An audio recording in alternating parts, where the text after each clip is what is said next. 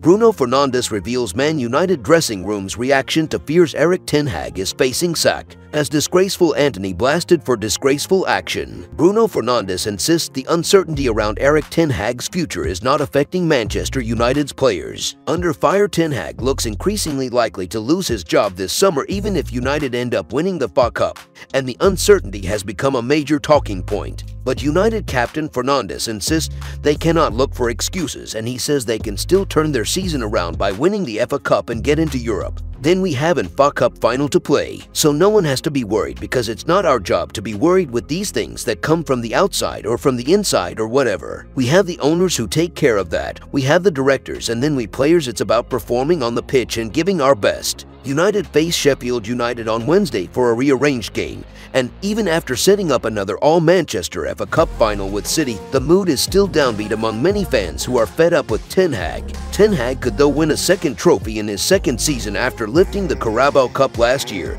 and has been adamant that he will stay on. Fernandes, meanwhile, insists he will be fit for Wednesday despite a strapping on his wrist and limping off at the end. He added, "I had a cramp and I fell on my hip and my hand." In other news, the photo that shows why Man United should sell Antony and sack Erik ten Hag. At last, Antony has his defining moment in a Manchester United shirt, a contribution to a marvelous occasion that will cement his legacy for all time. It might also cost him his future at Old Trafford should Sir Jim Ratcliffe carry through his no dickheads policy in the summer clearout, assuming the billionaire's return on investment coefficient hasn't already done for him. Antony's cupped ear left an indelible imprint on a match that had just about everything. It said so much about him personally and the modern game in general. He is, of course, not the first graceless actor to be consumed by the intensity of the hour to taunt opposition players and fans in the sporting theater. The absence of humility is all too common. No, it was his absolute failure to read the room, to appreciate the context of an engrossing afternoon that condemned him. That he was on the wrong side of the David and Goliath dynamic completely passed him by, a point that ignited like wildfire across social media. This from at @SJamesOn132 seemed to summarize the nation's sentiment.